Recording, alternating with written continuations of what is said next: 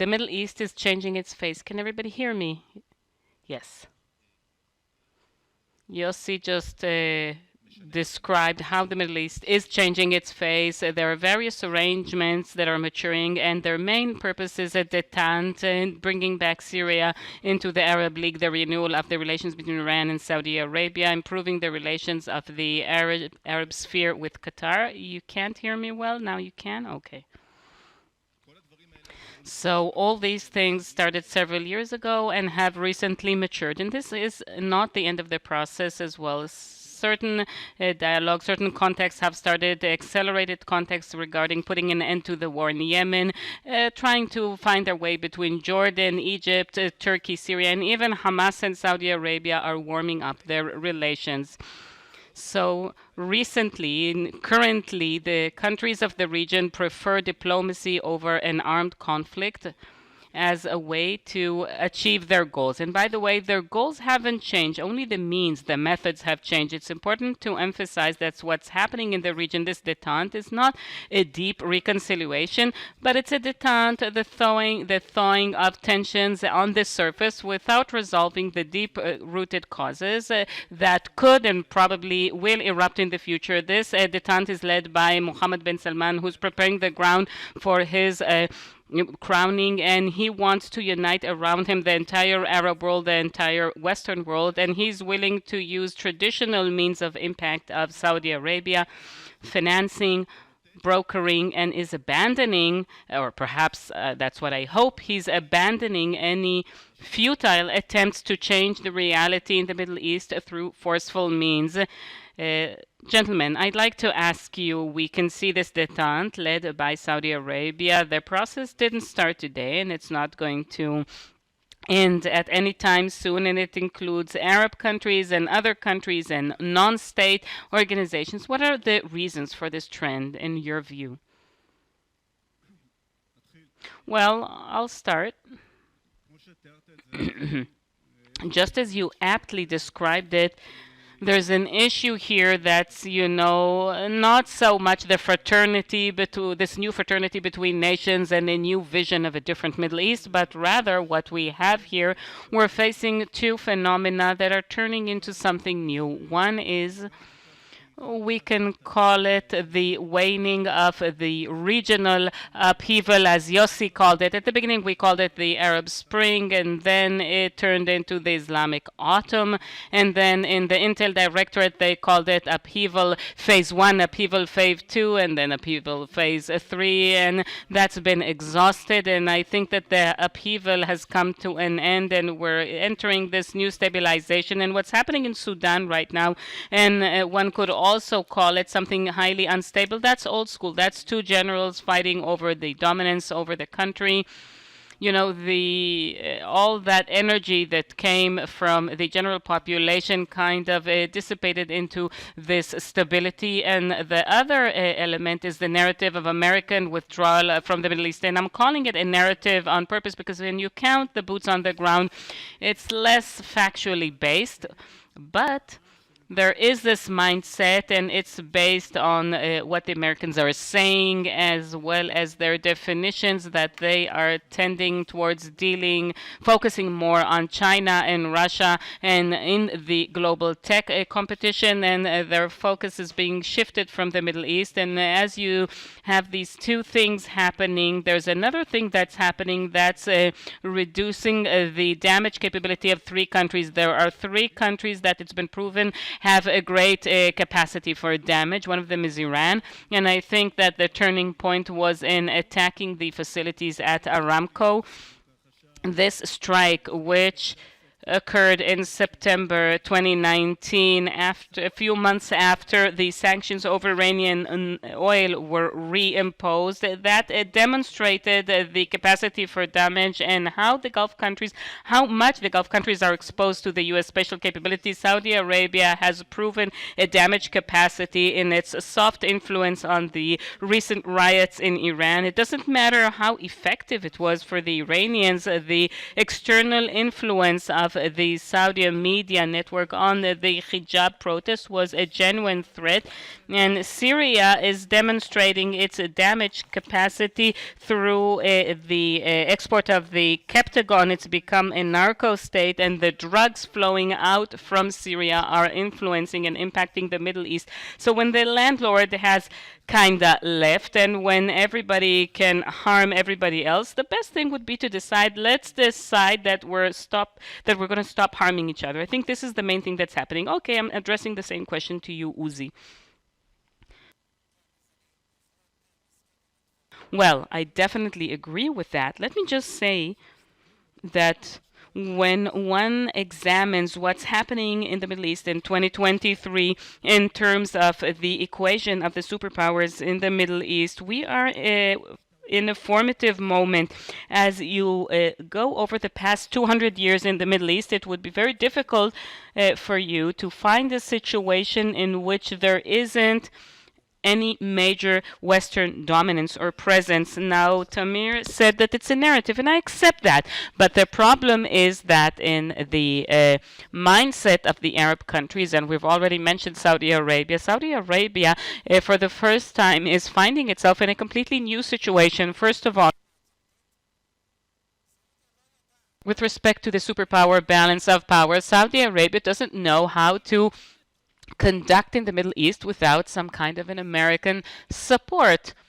On this chair, as I lean back, I sit completely different, and I'll need to sit in a completely different posture if there isn't any back support. And Saudi Arabia are sitting, holding on tightly, and they understand one thing, and this is something very important, and the Bchek and Ras Tanura have already been mentioned, and these are oil centers in Saudi Arabia that have been attacked by pro-Iranian militias, and ultimately it went unnoticed, as they say, Americans, that they would have gone on a world war over such a thing in the 20th century. It passed without any reaction. That should be our point, our opening point when we talk about Saudi Arabia, because in its geopolitical experience, it is going through a formative, even traumatic moment, and it actually needs to find in this great distress a different pattern of action. And let's connect this to what Yoel said at the beginning.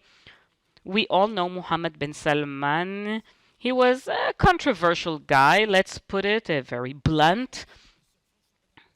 Somebody with a presence, with a statement. And the Saudis tried other things in recent years. They were in Lebanon with Hariri. They were in Syria with the insurgents. They invested a lot of money there. They were leading the camp that wanted to topple Bashar al-Assad. And of course, that the Yemen swamp was the great saga or fiasco. In all these cases, what I call excessive proaction in order to cover themselves in view of the waning of what they consider to be American presence, and this proactivity ended up as a failure.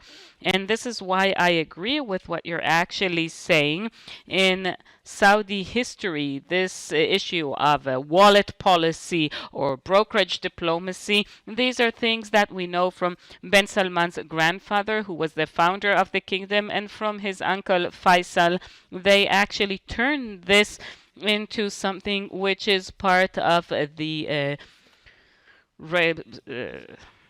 recognizing trait of Saudi Arabia. And when you add to all that the X factor, which is Ben Salman, you'll find a Saudi movement which we haven't seen before. So this is why the Saudi Arabia we're seeing in the Middle East today, it definitely has pretensions. It definitely believes that it should be leading a line here. And yet, this is a country with a lot of noise from within. It's important to remember that Ben Salman is about to be king, but he needs to take care of two very important places, and that's called Umara and Ulama, clergymen and princes. That's the alliance which is the foundation of the Saudi state. And one of the things that Ben Salman is establishing here is a technocratic elite that will be with him and will prevent dangerous combinations, whether it's free radicals from the religious side or various rival factions from the monarchy.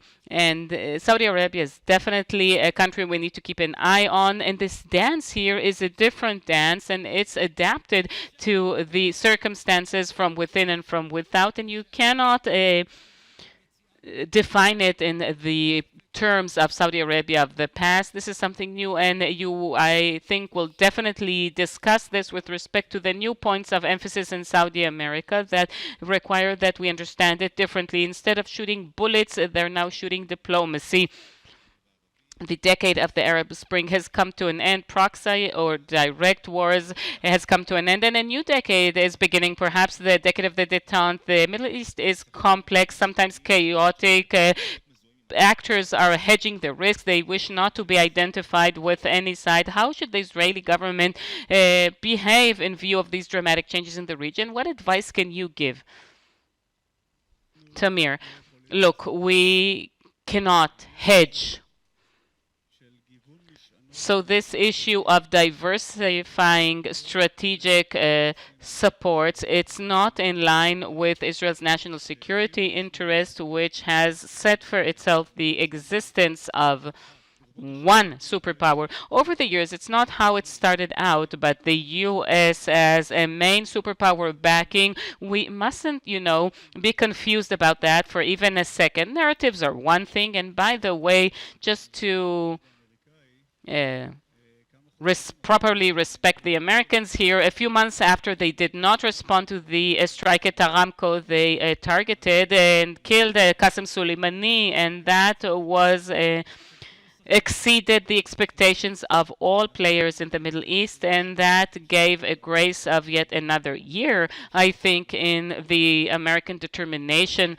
And we can't say that the Americans are obsolete in the region. As far as Israel is concerned, talking about diversifying our supports, that's causing us damage vis-a-vis the American regime. I think we must conduct ourselves very wisely, because there's the competition between the superpowers on technology, the competition between China, which is a main trade partner for Israel, and the U.S. We must do so in a very smart and accurate way. But we shouldn't diversify our strategic supports. As for the Middle East and the Gulf countries, it's already been said they don't really have a choice. Their capabilities require that, and perhaps for them this is something that's the right thing to do. I suggest we don't adapt it to the Israeli system. The Israeli system or method is that we're part of the liberal Western world, or half of the world, as we securely rely on the U.S., but with our eyes open, and we are advancing our interests based on our need. So how should Israel respond to the changes? Look, I think that we live at a time, and I do not wish to be too melodramatic, but I would never have believed that what is happening in recent years will actually happen. I think a miracle, or at least half a miracle, has happened to Israel in the Middle East, and Yossi showed this in his presentation. He showed a series of leaders, and it doesn't really matter who's whom, but they all crossed the Rubicon. As far as they're concerned, Israel is not an enemy, and for most of them, if not for all of them, except for the Qatari, Israel is also someone or something they need to cooperate with in order to advance their interest. Let me go with your line of thinking about Détente. I think we've seen in recent decades, and I think when Arab friends, often when they would talk with me about current affairs in the Middle East, it would always end with a statement, especially in the last decade after the Arab Spring, with an Arabic comment or expression. It's very light. Kul wahed lahalu. Kul wahed lahalu. Each one to his own. And this is exactly what you're seeing, Yoel. We don't have any blocks any longer. I don't remember who said that, you or Yossi or Tamir, but in the Israeli way of thinking or the Israeli mindset, automatically when Israelis hear that there is an agreement between Saudi Arabia and Iran, they said, okay, that's the end of the Abraham Accords. It's almost a knee-jerk reaction. But that's what's new in the Middle East, that you can sign a contract like this with Iran if you're called Saudi Arabia, and I can explain why. But I think that it has nothing to do with the chances that there will or won't be normalization with Saudi Arabia. And I think, I was in many of the countries involved in the Abraham Accords. I visited many of these places, including Morocco. We have countries here that understand Mother Earth as a main enemy, and connecting with Israel, that means connecting with these labs. And it's important to understand, if Israel acts wisely, it has a great future ahead of it in the Middle East. And of course, this wisdom has to come along with modesty and humility and with the right way of thinking, that we need to understand the people on the other side. And of course, very carefully, very cautiously, we need to be respectful as well, to do everything in a very respectful manner, and to also understand the way all the other actors are heading. Since we have an atomist, an atom-based system, we don't have any blocks. Each country has its own particular interest, and I'll say this in the most simplistic manner.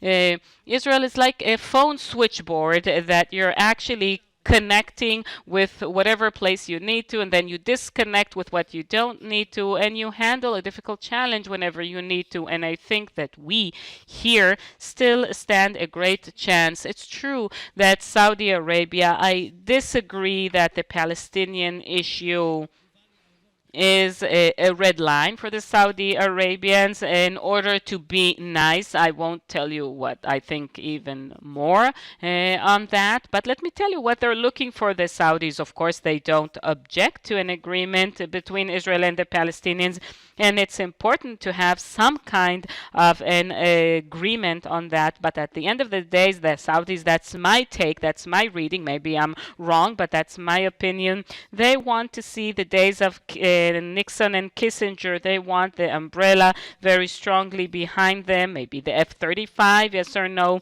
But given the fact that these things could happen, and this is why it depends on the U.S., normalization is definitely on the table. I just wish to cool your enthusiasm. It will be done in the Saudi pace, not in the Emirates pace, and that means that it's going to be something very, very incremental, and we definitely need to aspire and wish for that, because that's definitely a game changer, and it will completely change the ballpark we're playing. I knew he would speak about the Palestinians, and this is why I picked up the mic in advance. I completely agree with you that the agreement between Saudi Arabia and Iran does not prevent normalization. And we have the best proof for that in the United Emirates. They renewed diplomatic relations with Iran. A few months ago, they exchanged ambassadors, and they had some lovely photographs, just as lovely as the photos we saw before. And nothing happened to the peace accords between us and the UAE. It's continuing in a positive and thriving trend. So after they took off that monkey from their shoulder, and once they've secured their border with Iran, they're much more flexible and open to turn to Israel and see whatever they can do with it. But there are two obstacles to the normalization. One is the American obstacle, and the second is the Palestinian obstacle. And I think that with respect to the American issue, I guess Uzi and I think the same. They have leverage. This leverage allows them to put some very important bargaining chips on the table. That includes full control over the circle of nuclear fuel. And what they're saying, it's also criticism on the West, because you are permitting Iran to have a nuclear weapons cycle because there is no agreement, and they have full capability. So Iran will have this capability and Saudi Arabia won't have it. So that's one of their demands, and they have some other demands. And I think we disagree on the next issue. The Palestinian issue is on the table for the Saudis. Definitely, as long as the king is alive, it's a matter of honor. He Salman, as long as he's there, that's the honor of the father, and that's his statement. As long as he's alive, they can't do anything after he promised that he would solve, and he gave some very clear cut promises and commitments. What will happen after he's gone in the next generation? Will this issue be completely off the table? I don't think so, but it could become a bit less important. But to say that it completely won't be part of it, I think it's making our lives too easy. A response to that response. No, it's not what I said at all. I don't think it's going to happen on the Palestinian topic. Of course, Israel will have to act. I just said that this isn't the litmus test. I'm thinking from a Saudi perspective, and I'm trying, or the Saudi mindset, and I'm trying to think what motivates them. And you need to remember that at the end of the day, Riyadh is the capital of the Gulf, because we're talking about other countries, and it's important to bear in mind with the Emirates as well. Look, between Dubai and Iran, there are excellent trade relations spanning over 1,000 years. It wasn't created today. Some of the Emiratis families have, are descendants of Iranian families. And if you take off Iran, they're taking them off the cycle that connects them to a market economy. What I'm saying, and I'm saying this very cautiously, there is potential. I agree with what Yossi said. I also agree with Tamir. I just don't want people to think that I said absolutely not. It's an Israeli interest, of course, and any kind of compromise on the Palestinian issue is part of a regional détente, because it helps the thawing. And remember what Yoel said, between the Saudis and the Iranians, no agreement. No agreement won't cancel the bad blood that history brings there from a long time ago, if not from the dawn of history. And I'm convinced that the Saudis don't think for even 1 sec that, the Iranians have completely changed themselves. But what they could think, like Yoel said, like Tamir said, to mitigate conflicts, to moderate tensions. This is what's currently happening. And I wouldn't think about it as something that means that things are actually going back to the past. And the Saudi-Iranian tension is well known. It has a lot of layers, a lot of tiers, and it's indeed part of everything we see here. We have time for one last question. Now I'd like to drill down further.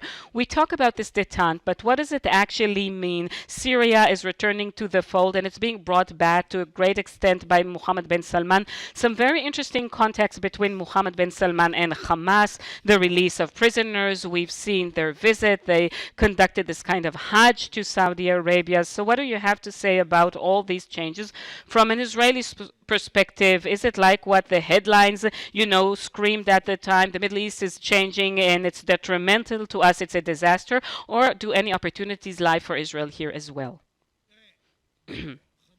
Look, Hamas, for example. We know what Saudi Arabia thinks about the Muslim Brotherhood. We don't need, it's part of that détente that you were talking about. If you're asking me, I'm not sure it's such a bad thing. Let me give you an example.